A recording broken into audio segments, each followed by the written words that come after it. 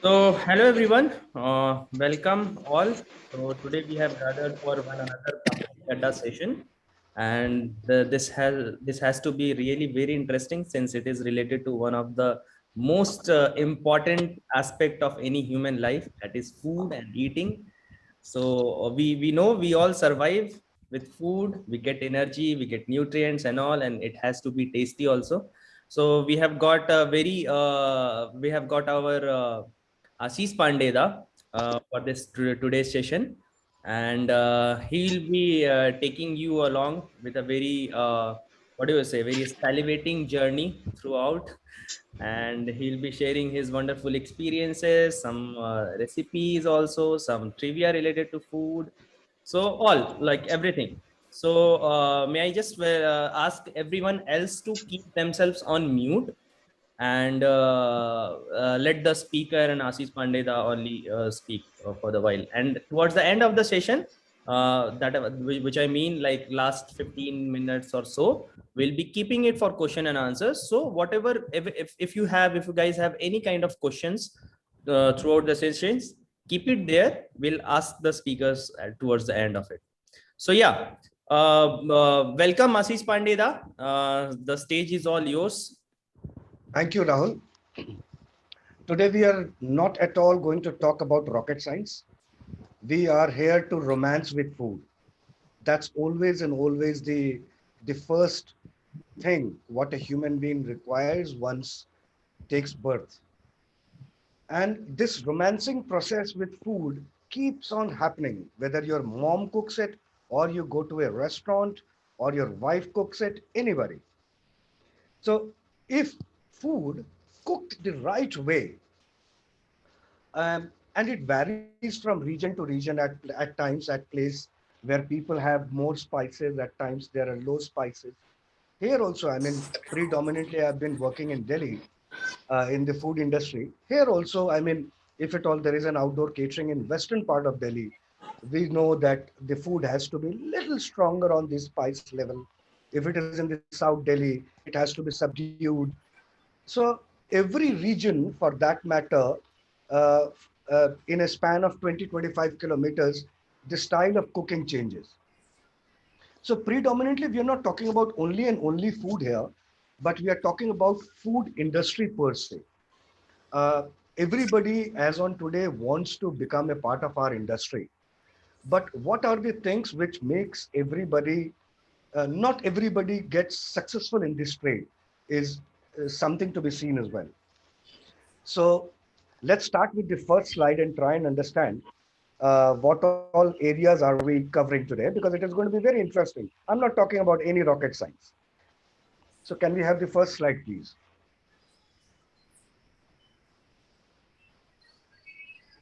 Yes, Dada. I'm sharing the screen. Just kindly confirm if everyone can see it. Okay. So is it visible? Yes, it is very much. Okay. So what practically we are trying to do here is we're going to distinguish and try and find out what is the difference between a room-based and a banquet-based property. In our industry, when we say property, we mean hotels. And once we understand that, then there's a small difference between banqueting and outdoor catering. So what is the difference between the banqueting and an outdoor catering in terms of money involved, in terms of what kind of an output it gives you, which one is more interesting to do. And there's very important thing also is that if you look into any country's food, the food habits narrates the financial story of that particular country, uh, which was prevalent 2 centuries minus today. I mean, if you look into Indian food, it tells you what kind of a infrastructure and finances India was carrying, and likewise few other countries. Now, I have spent a huge long years in outdoor catering, which is ODC. So I'm going to share one or two interesting things of what goes around in an ODC when you're there enjoying somebody's wedding, what goes behind the scene in the engine room with us. Food and beverage is something which interests all. So I'll share one or two trivias. We'll share one or two interesting recipes also, if not to the finer details of how many grams of ginger garlic. And what are the mistakes non-hoteliers do when they try to become a part of our industry? I mean, there's a lot between the cup and the lip. Everybody feels that खाना ही तो बनाना है, उसको बेचना ही तो है. But there are a lot of other things apart from this. Now, then, last but not the least, I'm going to discuss the the percentage demarcation of expenditure and profit of a banquet-based property. Right? Because everybody wants to get into hotel industry in the sense that everybody wants to open a restaurant, which to my mind is the most uh, dangerous thing. It is something to gamble. But if you want to gamble in hotel industry, then banquet is something which you should gamble. An amount of investment required for a successful model, just in case somebody after the entire session wants to be a part of my industry, is more than welcome. So this is what we're going to discuss today. No rocket science. And believe me, the interesting experience of Odyssey, the interesting trivia of food and beverage, and two interesting recipes are going to be very eventful. So if at all we are ready, should we start? Yes, sure. Then the next slide, please.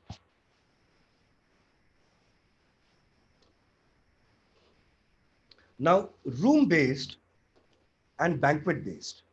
Now, you find a hotel. Now, how do you distinguish whether it is a room-based and what, or it is a banquet-based hotel? So usually it is a room-based hotel. They are city hotels. They're very close to business areas. They're very close to the main heart of the city. And hence, if you want to take one of them, the rentals are very high.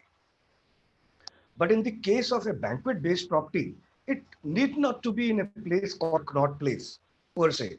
It could be in the outskirts also. So the rental bit,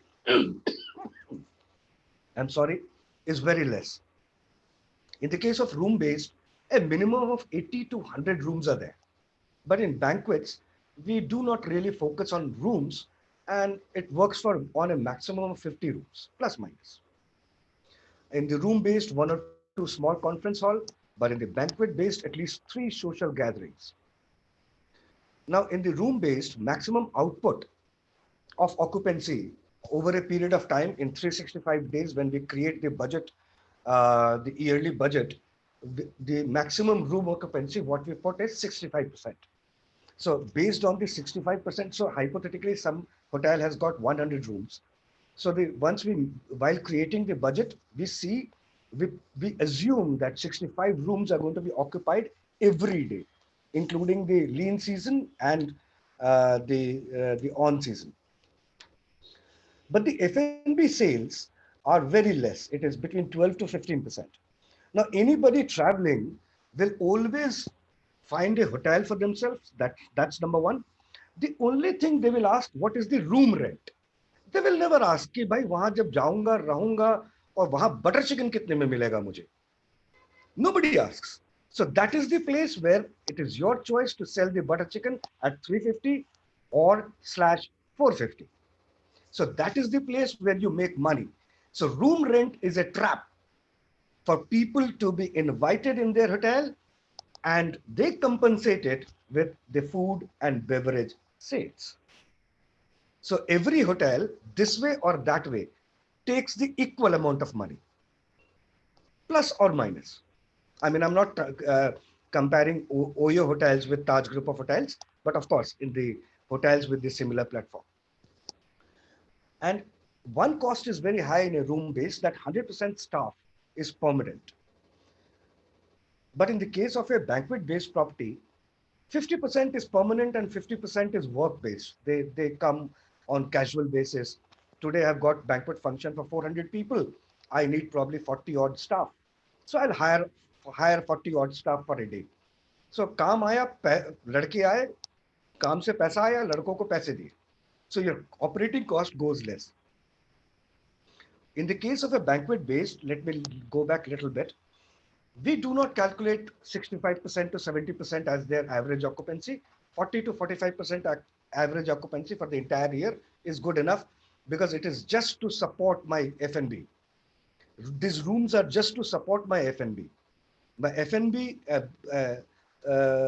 plays the dominant role. Food and beverage sale percentage is between 80% to 90%, which is pretty high. The sales volumes are high. Profit percentage in banquet-based property is between 30 to 35%, wherein the profit percent of a room-based property is 25 to 35%. I mean, this is a broad aspect based on hotel to hotel. It may vary also as well. So anybody who wants to get into the hotel trade in my business, a banquet-based property any day is more lucrative than getting into purely restauranting, right? Now, can we get into the next slide if you allow me to?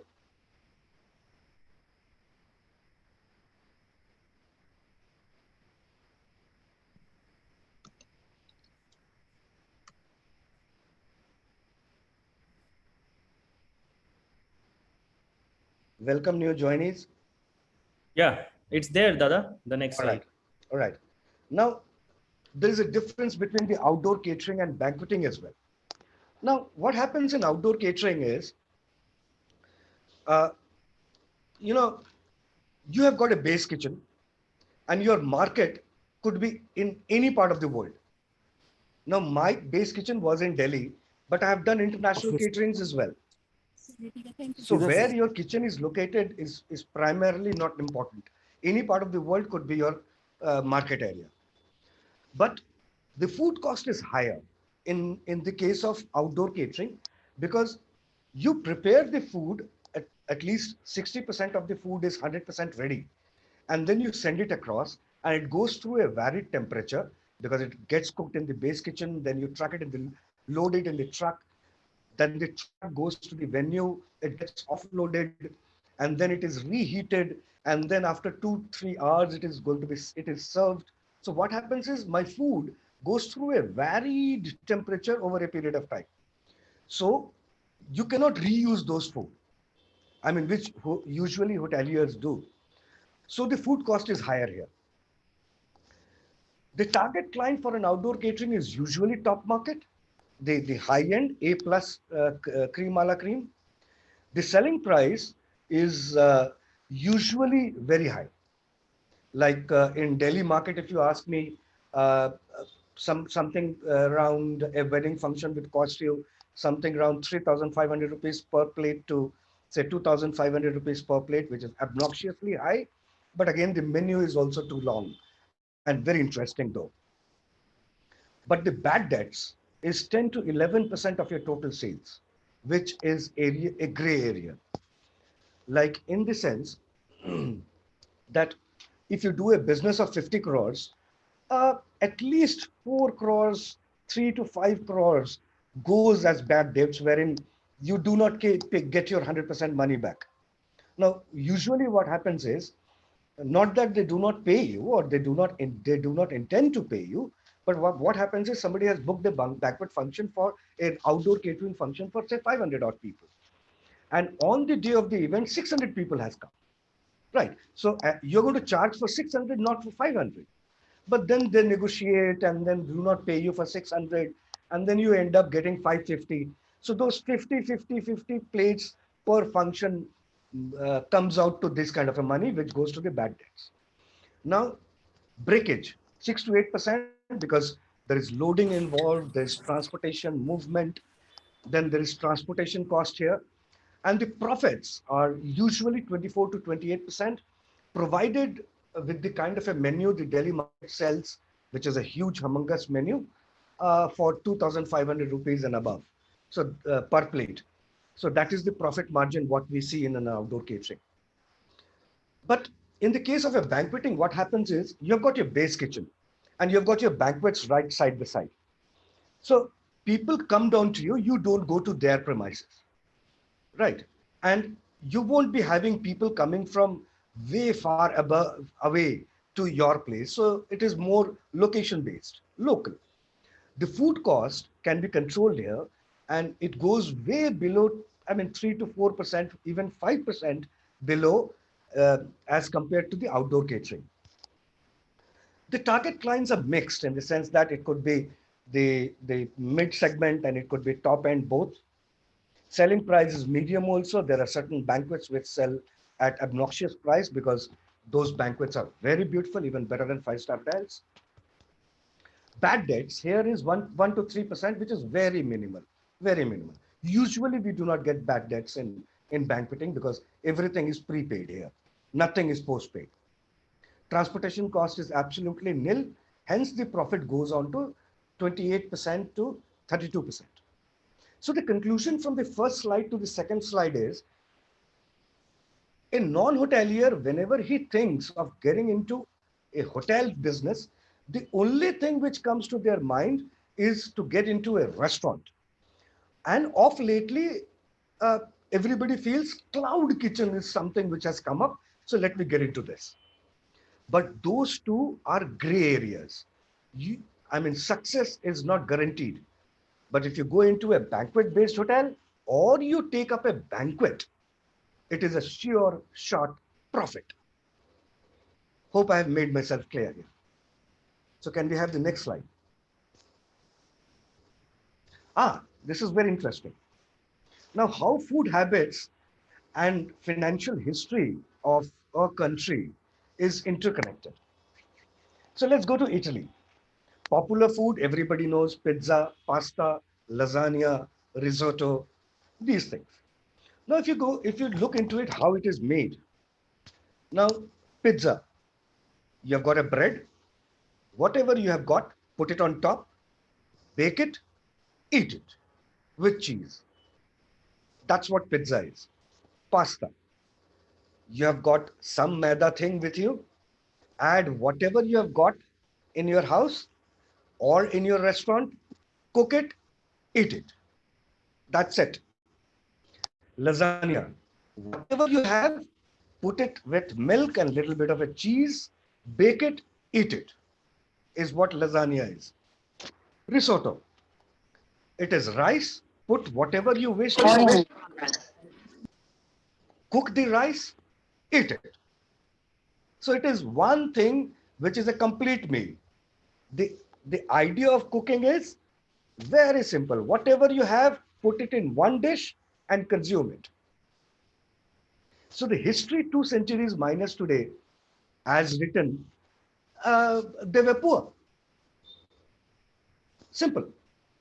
Now let's go to Portuguese. Now let's go to their popular food. I mean, these names would probably be little Greek to begin with. All right, let's come back. I mean, you go on forward, one slide below, back. Yeah, yeah, this is better. Now, sardinas asado. Now, this is basically sea fish or a salt fish, just put uh, uh, on fire and eaten and consumed. Typically, 4 centuries minus today British. 3 centuries, 4 centuries ago, British. Typical Scotland and British. Now, the next one is more like a risotto, which I just explained. It is something like rice. You put anything and everything, but it has got a touch of Mediterranean uh, mm, uh, uh, ingredients to it. So try and see. We have got something from British coming, something from Scotland coming, now something from Mediterranean and Italian coming, right? Now, one thing, this acorda, a day old bread, ginger garlic, you just smash the day old bread, cook the ginger garlic, put the bread and put the beaten egg to it, just mix it together and consume it. That's it. Now, the fourth one, faijada, is bean stew with meat.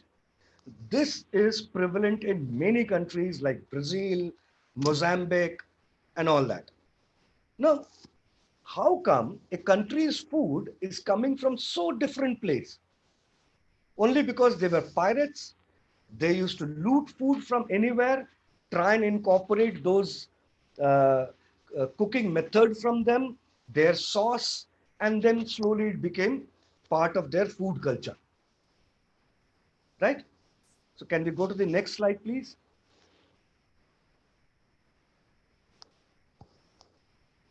Now, India. One meal comprises of lentil, bread, rice, vegetable, meat, salad, dessert, achar, papad. Everything goes on one plate, right? Look at our history, 2 years, 2 centuries minus today. Now, what is happening to the divided India in Afghanistan and Pakistan today is going to show their financial condition 2 centuries after today. Their eating habits are changing. In all practically everything, they have started adding potatoes only because they've got more less of meat coming in and more people are there to consume it. And aloo is taking a major stake in almost everything, even in their keemas, non-vegetarian keemas. They have started adding mashed potato, and even in their gravies mashed potatoes are coming. Close to my husband. Right. So this will come to know in the later part. 2 years after today, we'll come to know about what is their financial condition today. So hope I have made myself clear here. Right. Next slide, please. All right. Okay. This is going to be interesting. Now, I was a part of the so-called Big Bang outdoor catering part in Delhi for a quite long time, and I've worked for one of the best guys around. I've started numerous outdoor catering by naming them to making them a successful story. So I'll share a few experiences of mine of outdoor catering. Once I had a catering in Punjab. I will not take the name, but uh, somebody intelligent would understand whose function it is. It is a place very close to Amritsar, but on Pakistan border area. Now the local Dabang, who happens to be the MLA, it was a wedding in his house. The minimum guarantee which was given to us was 35,000 people.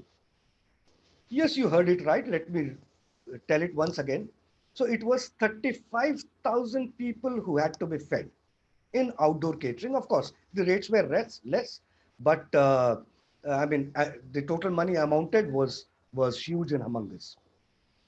So I reached there with 91 trucks, uh, full of my cutlery, crockery, ration, everything. 3 days before the function.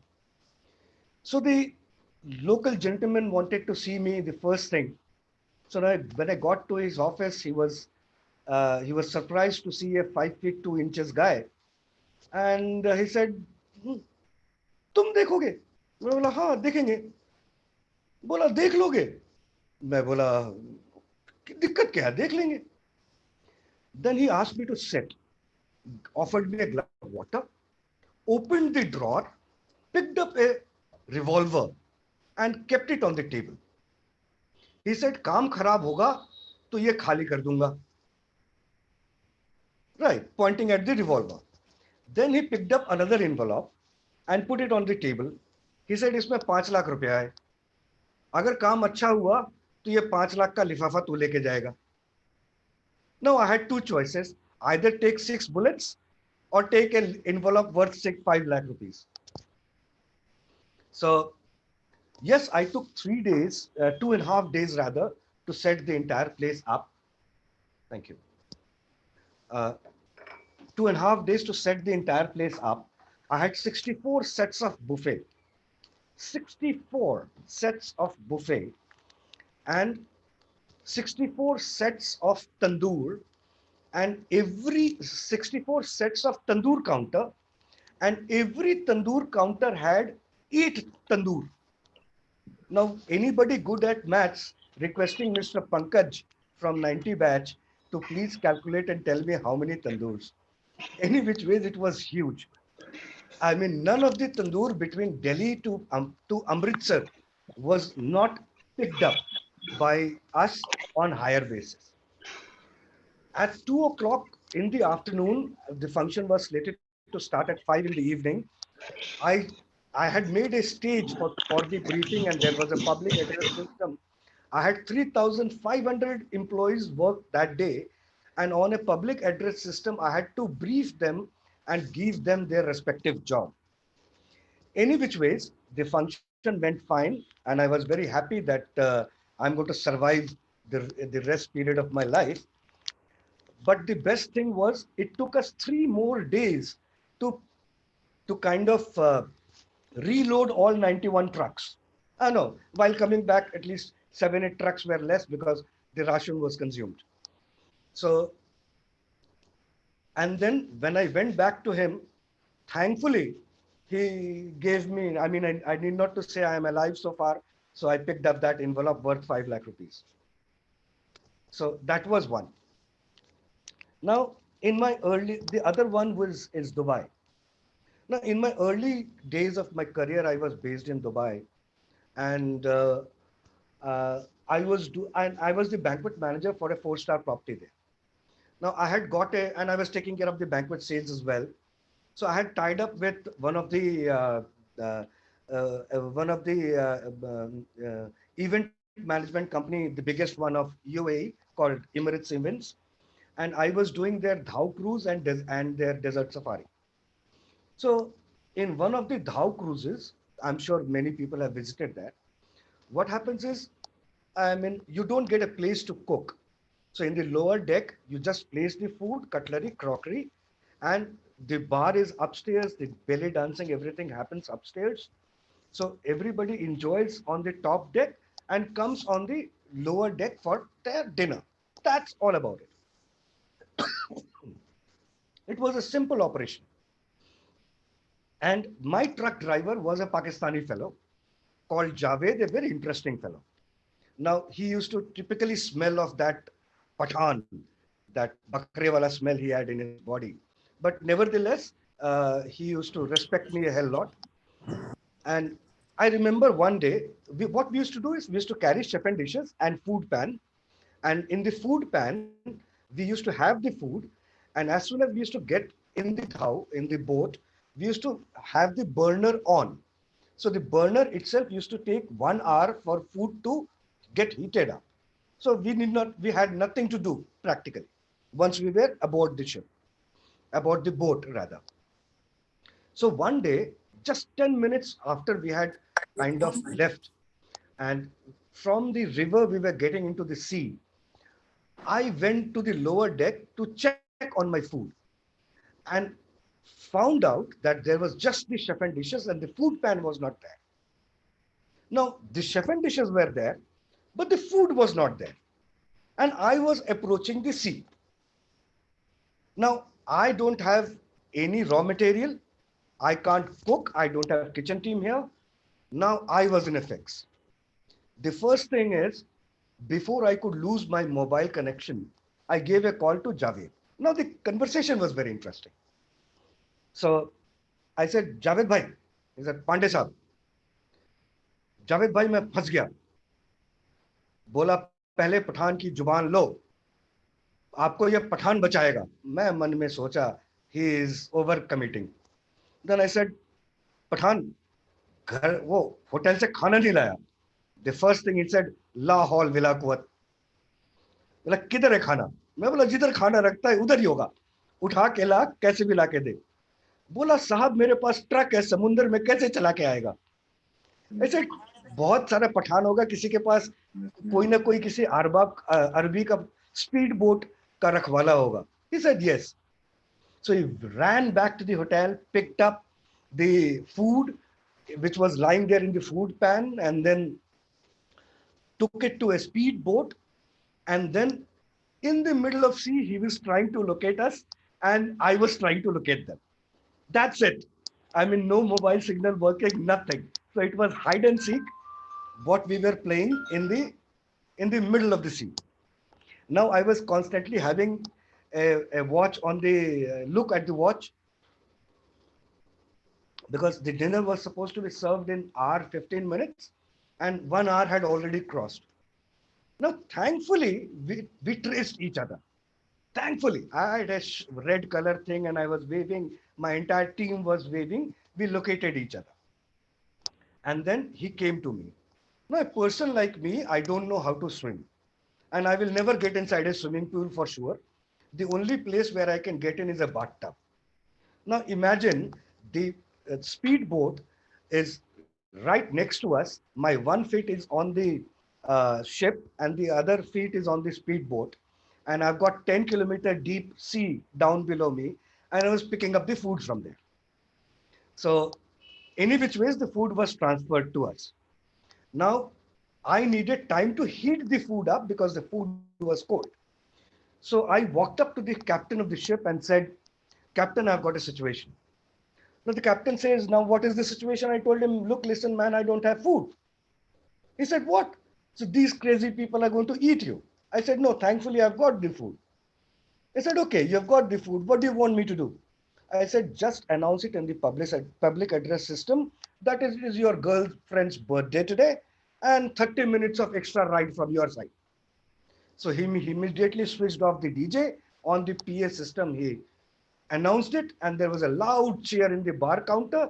And I got my 30 minutes to heat the food, and everybody came down as if nothing had happened, and the food was there, always there with them.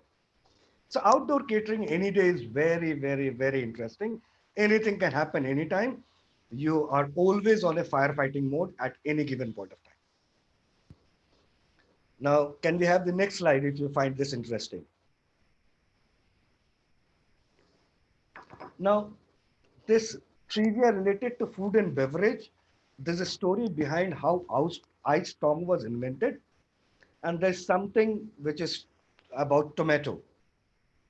But if you guys allow me, I will love to share this trivia off the record once the recording is over.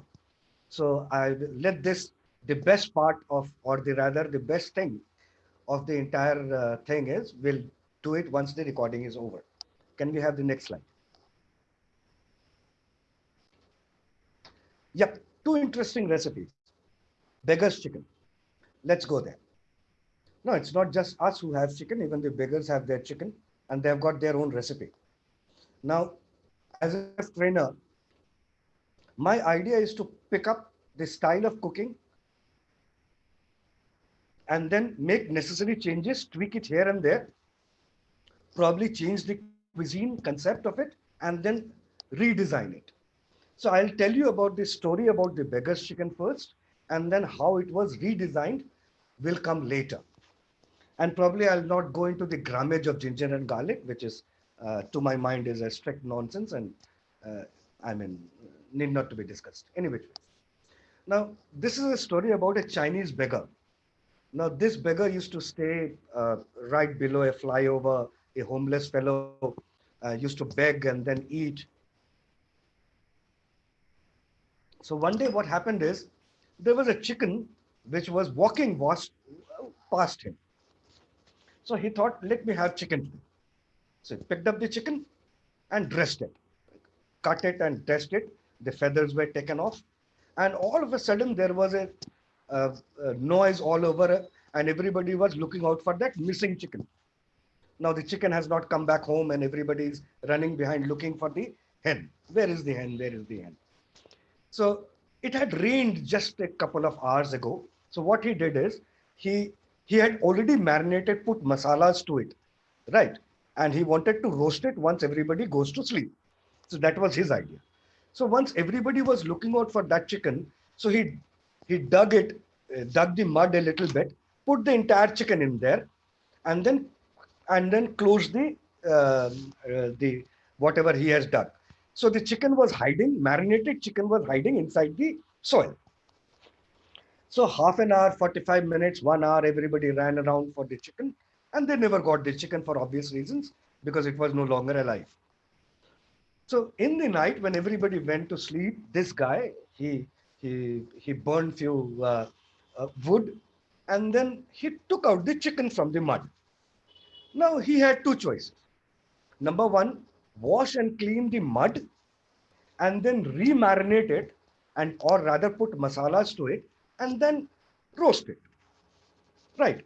Now he looked into his things and he said there is no masalas left. Now he has no choice. Everything is closed. It is middle of the night. So he just took the chicken and roasted it with the mud. Right. So as soon as the mud got heat, it it became it worked as a entire like a plaster of Paris. Uh, uh, and the chicken got cooked inside in the microwave effect, like inside out, not the tandoor effect, like wherein it gets cooked outside in. Microwave cooks your food inside out. So it the chicken got cooked and none of the juice from the chicken fell out. So the chicken turned out to be, once he broke open the POP, the hypothetical POP of the mud which was getting got created, he broke that open and the entire chicken was very juicy. So this is the beggar's chicken concept. Now it had, then I replicated it in a different way, wherein I took the whole chicken, a small one, the tandoori chicken, what we call, stuffed it with couscous, some brown stock, and a little bit of a corn, cheese, and there was, and on top you have got demi glaze and things like that, and then wrap it with silver foil, and then further wrap it one or two times with silver foil, and then make a coat of the paste of multani mitti, and then put it in the oven and cook it. And then with a hammer and a chisel, you break open the cask of the chicken, and then you take out the silver foil from it, and you get a beautiful, nice, juicy chicken coming from inside. So that's how beggar's chicken was made. I find it very interesting. I'm sure you guys find it very interesting as well. Now, the next dish is boti tikka Peshawari.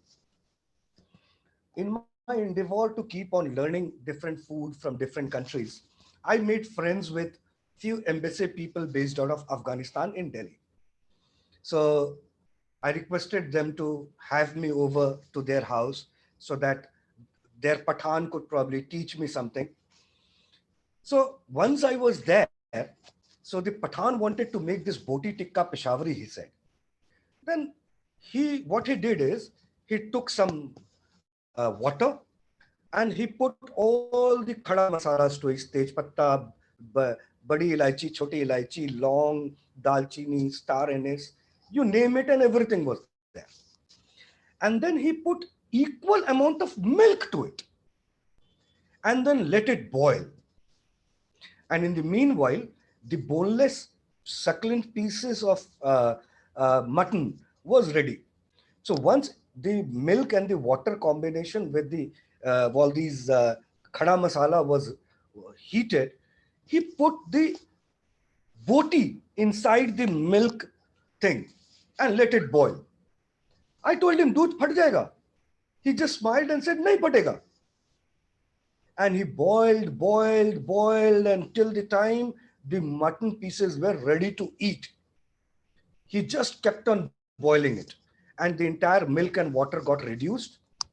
So what he did after that is, he took uh, uh, chopped onions on the pan, and he did it till golden brown, sauteed it till golden brown, add few spices to it, and then he added the paste of brown onion to it, and then the entire cooked boiled uh, boti, I mean the boneless pieces to it, and then little bit of a milk and water concentrate which was left there. He added it, and then made it, cooked it in a very dry fashion, put it on the platter, and then garnished with red anardana to it. So everything was dark gray inside with anardana coming on top, and it was yum, just yum. So, I mean, anybody can, please do try this boti tikka Peshawari and try your beggar chicken here. Next, please. All right. Now I'm sure there will be certain people who would be interested in getting in the hotel trade. you're most welcome. But there are certain mistakes which non-hoteliers do once they try to get into this. They assume that you cook good food and you will sell it. But it doesn't happen. Believe me, it doesn't happen. In the price front, everybody feels, I mean, the next door neighbor restaurant is selling dal makhani at 350. If I sell it for 320, I will kill the market. But eventually what happens is the market kills you and you get out of the place and you have destroyed the dal makhani price also. So somebody who was happily selling it for 350, you have killed his price and the market has killed you and you are off business. And somebody who was doing good, a hotelier, now he is facing the brunt. So what happens is, it is these fools who comes to my industry, kills my industry, goes back and tells, ye industry bada kharab hai. But it's not that way. Now, they say, whatever my chef knows, put everything in the menu. That is one of the biggest blunder what everyone does. You just need to have 5 basic curries and 10 different cuts. With those 5 curries and 10 cuts, whatever food you can make, just put that in the menu. Your wastages are going to go zero, because what is going to kill you at the end of the day is wastages. No idea of producing maximum dishes out of minimum ingredient is what I just explained you. 5 basic, it could be of any cuisine. Indian, then it is curry, non-Indian, it is sauce, whatever. Dry store inventory always remains a problem area. Now, what happens is, for anything and everything, you do not run to a ration shop and buy things. 5 kilo atta de do, 2 kilo chini de do. You have got a store wherein you purchase things and you keep it and then utilize from there in your cooking purposes. So maximum of the people, they don't know how to handle their store inventory, and what happens is they end up putting a lot of money, or rather freezing a lot of money in their dry store inventory as a dead stock. Now, they don't know how to market the same product with multiple brands. Hypothetically, I make butter chicken very good, and I'm selling under the name of ABC restaurant. So I'm getting 5 customers, I'm selling 5 portions, I'm very happy. But on online platform, I can always create another company called XYZ restaurant and sell the same butter chicken. So 5 from here, 5 from there. My sale is going double. Hope you understand what I'm trying to say. I'm not going to expand it too huge. I mean, let's not get technical to it. Don't know how to use the same kitchen and menu for another smaller places. My dal makhani is doing good here. I take up a small place. I mean, at least 7, 8, 10 kilometers further away. My kitchen is here. I'm making dal makhani, a good dal makhani. So I'll take some dal makhani and sell it there at a very small price. So whatever is there is a bonus. And they do never control the food cost. But in a hotelier's way, when we do a proper menu engineering, wherein we account for any and every sauce, any and every cut of the vegetable. I mean, if you go to a Chinese restaurant, you'll find different cuts of vegetables. So in chicken tikka, the cut is different. But in, I mean, probably kadai chicken, the cut is different. So cut alag-alag hai, to aapko use karna padega us cut ko. Next slide, please.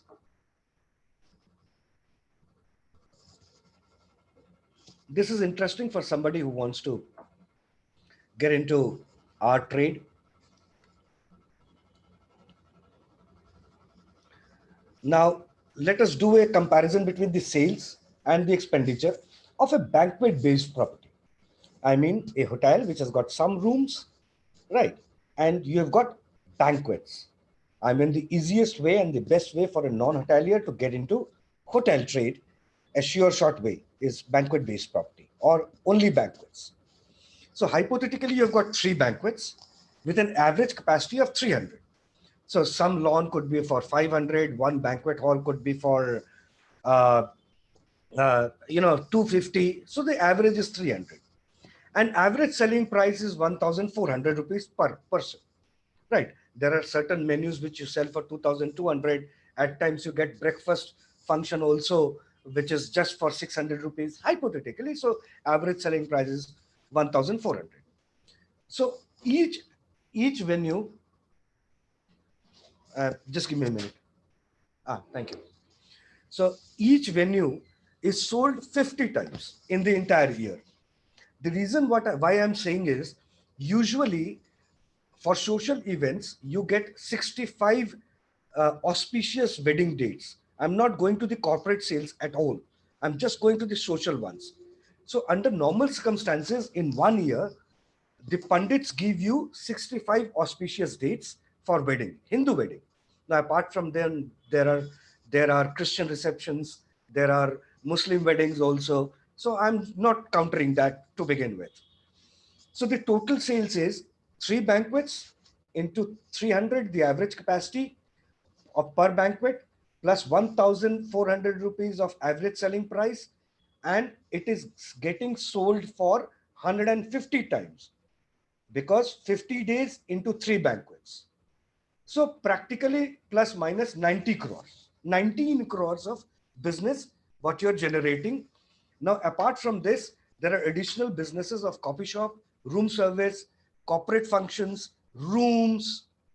There are other sales. I mean, but those will probably only account to further 10-15% of sales, not more. Right. Now, the expenses, food cost 28%, external manpower cost 11%, in the sense that, as told in earlier slides, you work with 50% manpower, and the 50% manpower is outsourced. So that outsourced manpower cost will come down to 11%. The rental probably 10%, because you're not situated in Connaught Place. You are at a different area where the rentals are a little lower. Salary, now that you are working at 50% capacity of your salary, so only 7%. Other fixed cost 4%. Sundry, it is a very, very broad figure. Sundry cost 4%, breakage 3%, bad debts 2%. So it amounts to 69%. But the industry standard is that the profit comes down for a banquet based property is 30%. But for here, let us just assume that it is 20%. So even if the total profit is 20% in a year, you're making 3.75 crores, which to my mind is fabulously fantastic. Now, if this calculation makes sense to you, then probably we'll have to try and understand what is the amount of money you need to invest to generate this kind of sales and henceforth generate this kind of profit. For that, we'll have to get into the next slide.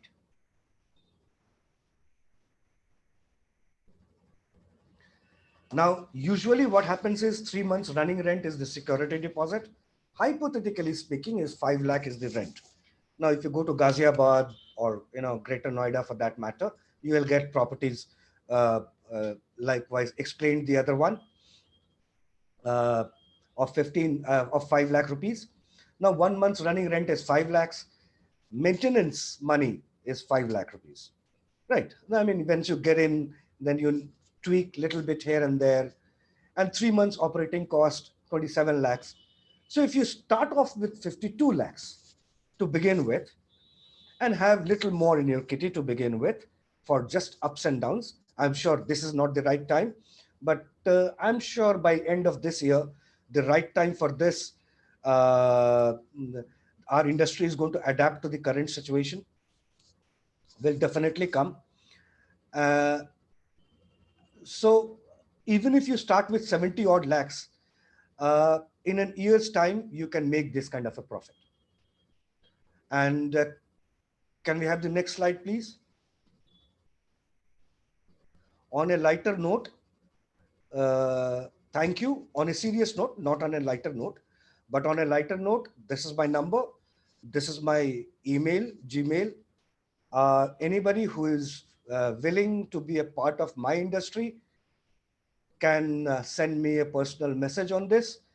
we can discuss this further and take this forward. So that's what I had for today's session. Hope you guys liked it. I don't know whether you did or not. So could we take few questions here? Yeah, thank you very much, Dada. First of all, it was a really interesting session. Thank so, you. For you, I just remember you just shared the trivia thing.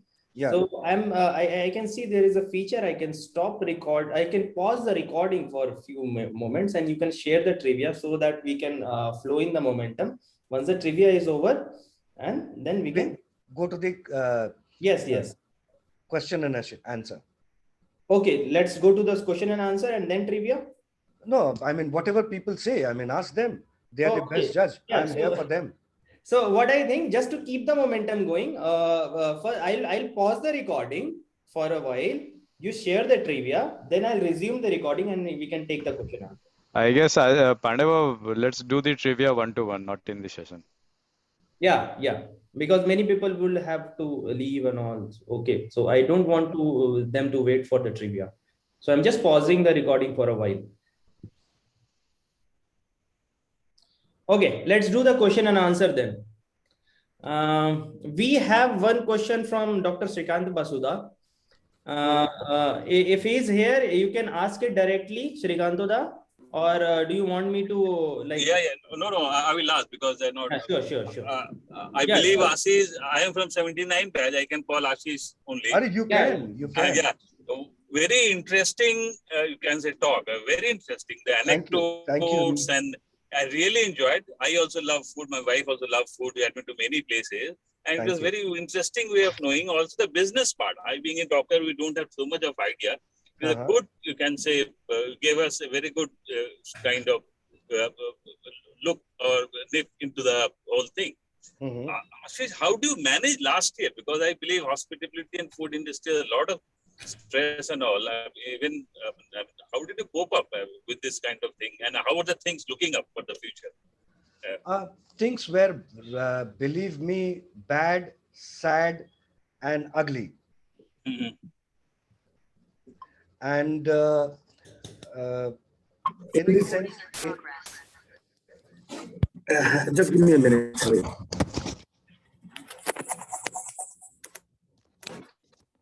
Yeah, can everybody can?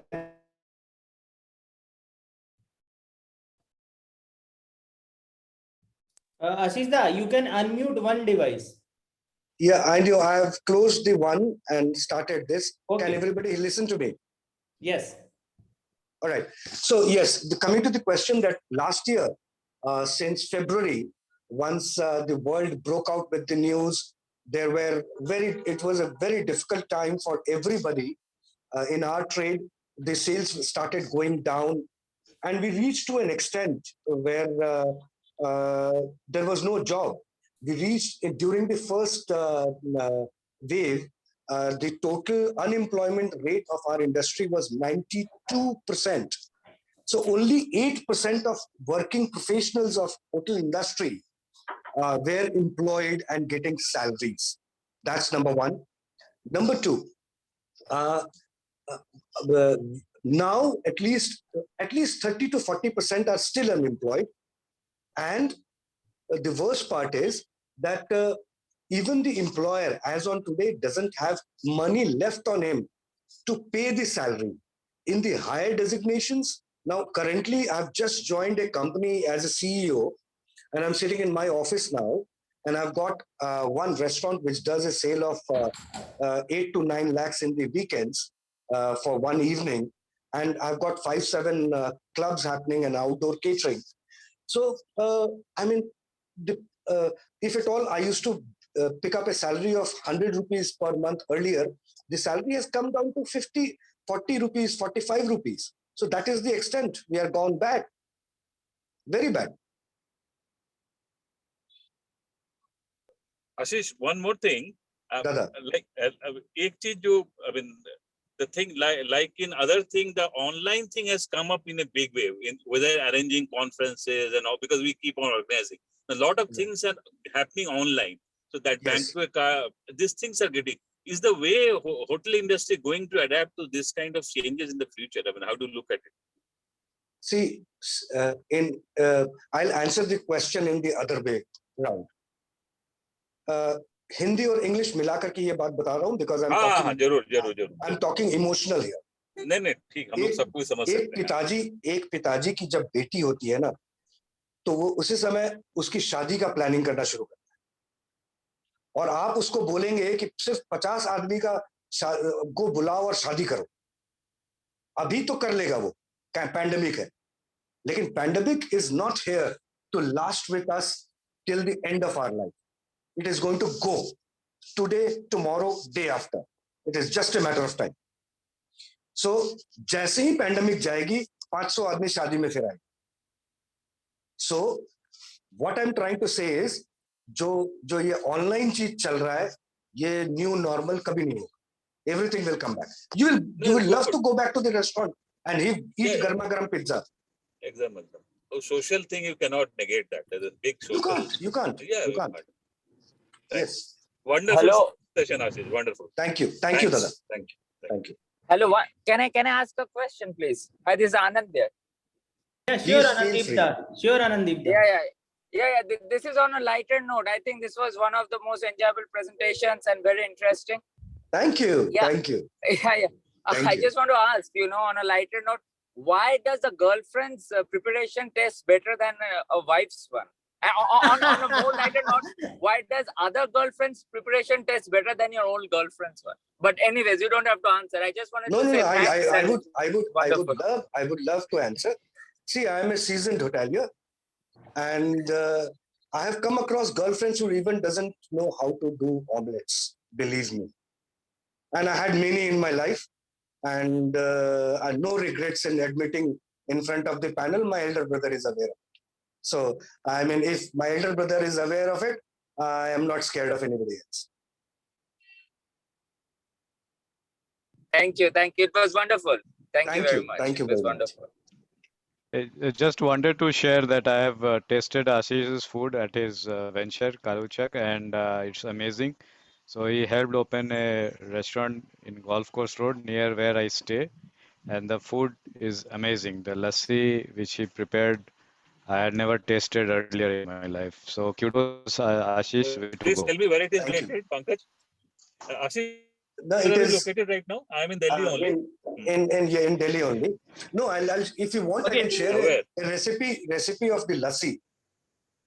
You take Agra का पेड़ा लाओ या कहीं का भी बढ़िया पेड़ा लाओ, उसको piece दो, थोड़ा सा चमचम मिलाओ दही के साथ, मस्त चीनी डालो और ऊपर थोड़ा सा वो यही दोनों काफी कमाल कर देगा. बाकी गार्निश जो करनी है करो, केसर डालनी है डालो, नहीं डालनी है मत डालो, योर चॉइस. बट ये एक स्ट्रॉन्ग रेसिपी है. एक चीज जरूर कर देना कि एक पका हुआ केला का 1/8 हिस्सा दही में जरूर फेंक लेना. 1/8 of a पका हुआ केला. That's it. Okay, so Ashish, first of all, it was really a wonderful session. I have been getting lots of appreciation for this, the way you talk and the anecdotes. And me personally, it not only says how you prepare your food, but it also adds the spices to the way you speak and the way you narrate your stories. And the anecdotes are the real tadka. I mean, the way you explain the Punjab story and the only thing which I'll say, on one side you keep one girlfriend, the other side you put food. I'll walk towards food. On one side, if you put 2 girlfriends and another side you put food, then probably I'll walk towards the girlfriend. That's good. Okay, so quickly I will do one thing. I'll ask some questions that have been written here in the comment section. Please do. So one good question I've got from Shrikanta Basuda himself. That why is British food so flat, in spite they have been the ruler of almost whole world? I mean, yes, this is very interesting question. They have ruled almost whole world, but they have not accustomed their taste buds to the spiciness and all those things. Yeah, their ego of being the best in the world, the best breed in the world. Only answer. Okay. What they feel, what they felt then. As on today, UK, the only best-selling restaurants are Indian and Pakistani restaurants. But back then, in 1947, 50s, 60s also, they still were under the notion that their breed is the best breed what God has created. That is the reason why they didn't adopt anything from any part of the world, because for them it was the second world. Okay, so we have another interesting one. Anindoda from 96 batch is asking, can you bit explain the concept of cloud kitchen? Even this is also interesting. Yep. Cloud kitchen is very interesting. You start it with a bare minimum, investment. It could just start with 2 lakh rupees. That's it. And if you want to venture a little more, 5 to 8 lakh rupees is a good amount of money to start a cloud kitchen. And on online platform, what you do is you register yourself under 2 names and you sell with 2 names. So the same product, same menu, sold from 2 different names. Or you're doing 2 cuisines together.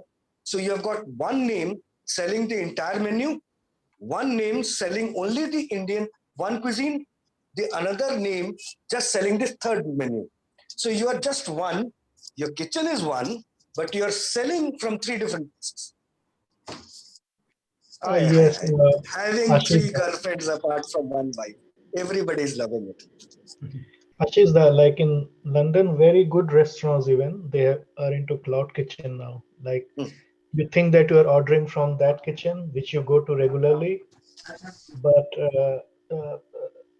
there is a small place, a big kitchen which prepares food for different restaurants, but in a very different part of the area. So you think that you're ordering from the kitchen, but it comes from a completely different preparation, and it has got both its fans, because you get your food, the taste is same, you can't make it out that it's very different.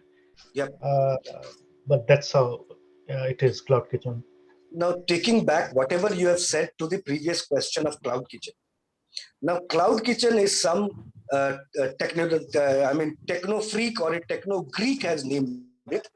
But according to me, if you see, it should be named as a mother kitchen. Number 1, not because your mother is cooking there, but because it becomes a mother to many satellite kitchens which you can operate with at a later stage of time. So cloud kitchen, you start it at 1 and then distribute it to the various mother kitchen. Any other question, please?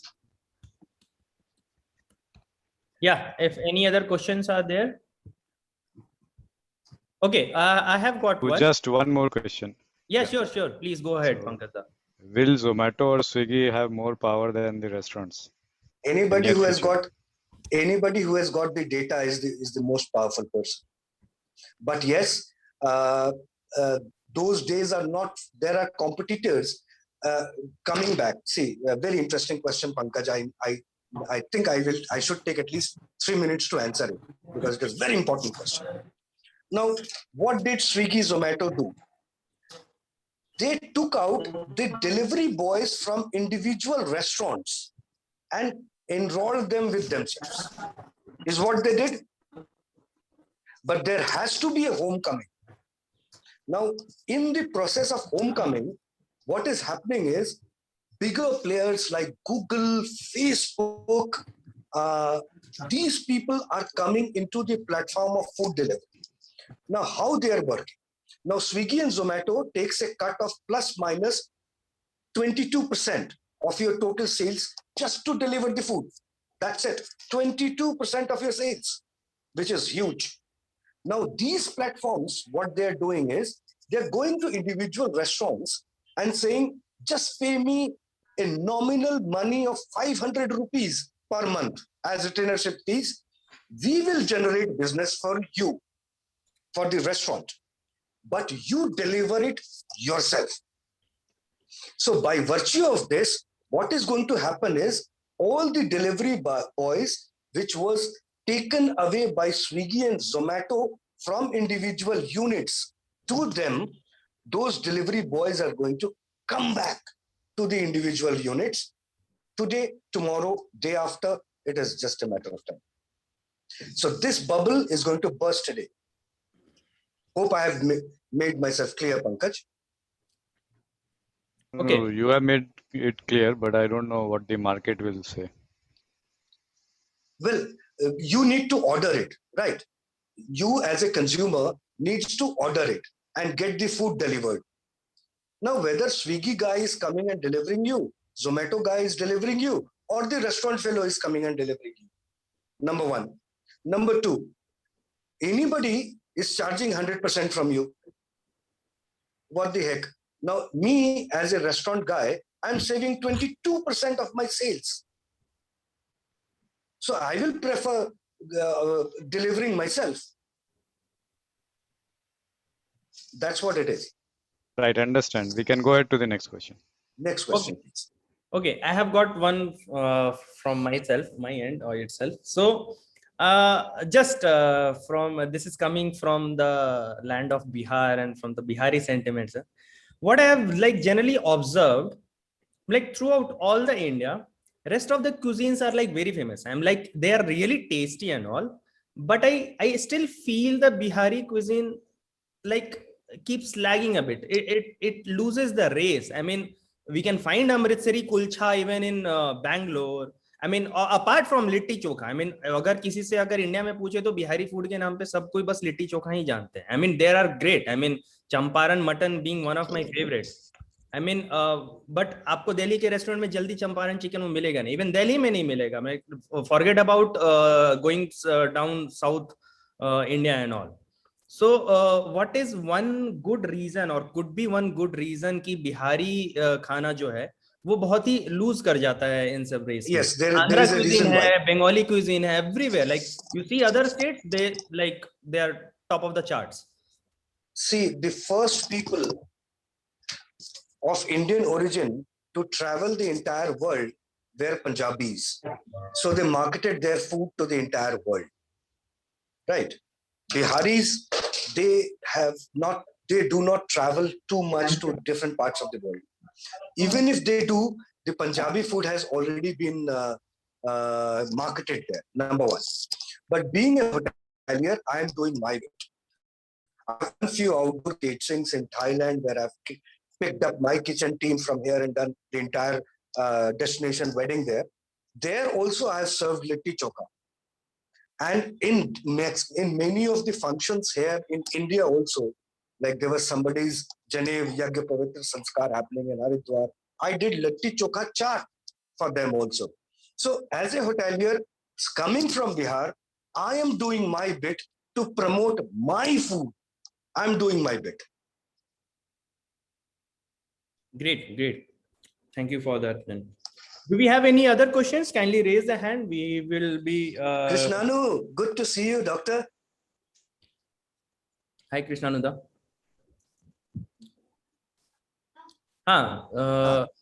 We have a raised hand from Sanjeev Da. Sanjeev Da, you can ask your question. Kindly unmute yourself and ask.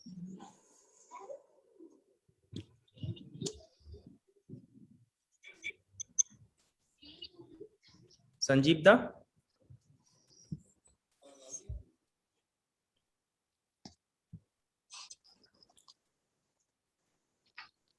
Connecting to audio, it seems. Sanjeev Da, in that case, you can write down the question in the like message box. Okay, we'll move to Srikanto Da next. नहीं, मेरा सवाल नहीं है. I must. Can you hear me? Yeah. Yes, very much. Thank Praktani and all the students for. हमारे समय यार साला ले दे के इंजीनियरिंग और डॉक्टरी लाइन हुआ करता था. आजकल विद्यापीठ वाले कोई फिल्म बना रहा है, कोई खाने में आया. But I'm really impressed the repertoire of all the career we guys have chosen. I'm proud of you and Praktani. Thank you bringing all things on the same table. We are learning a lot from you guys. Keep it up, Rahul and all everyone who is in the team. Right? Yeah. There's one more thing which I want to add. Few of my batchmates are aware of it. 2 of my written stories are ready to be launched in Bollywood. And I've started the 3rd project of writing as well. Very good. And some of the anecdotes are there in that Bollywood story. Some of the anecdotes that you mentioned today are yes, there yes, in yes. Because the story which I have narrated today is there in that story, that Dubai thing, and the entire story has been read by Pankaj. I had given it to him to read once. Okay, we have Ritesh Da. Ritesh Da, kindly ask your question. Thank you, Ashish Da. Pleasure. My first request is you can share the recipe which you shared with, dahi and peda, so that I can circulate it among the group.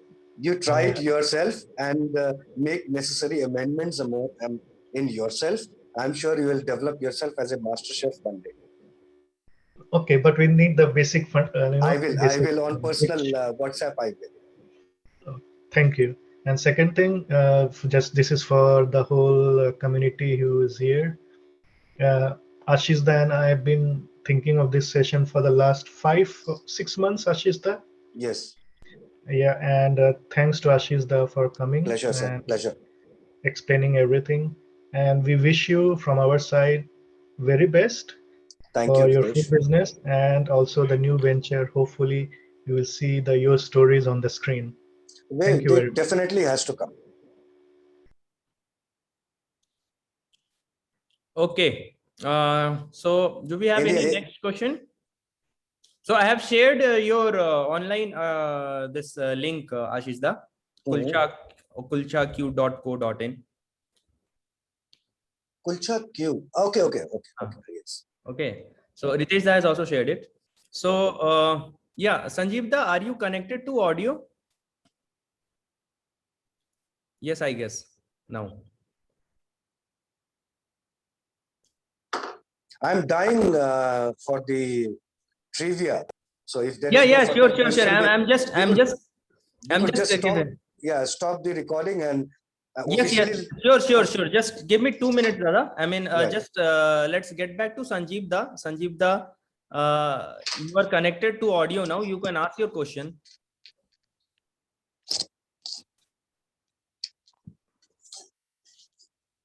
Sanjeev Da.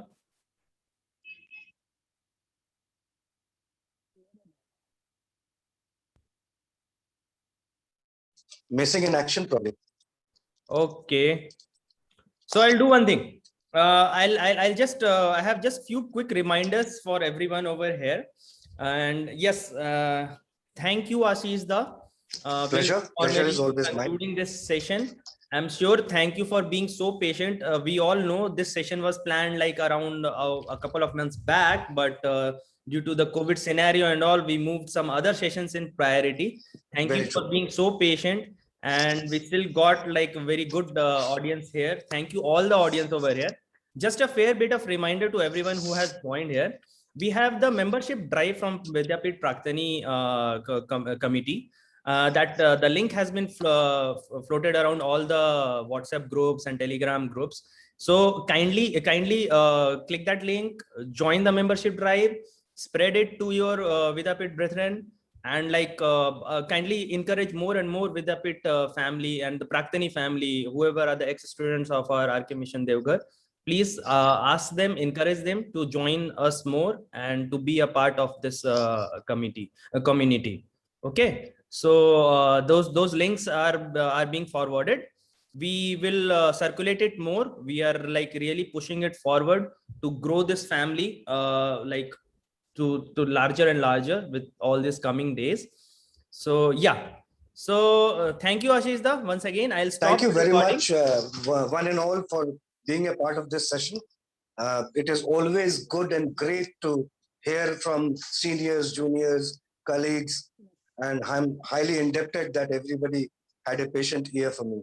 Thank you very, very, very much. Thank you. Thank you everyone for joining. Yeah, we have the membership link over here in the link itself, in the message box itself. Thank you everyone. Thank you. Thanks audience. Thanks everyone. I'm concluding the recording. No. You conclude the recording. Recording. I'm just stopping the recording. Okay.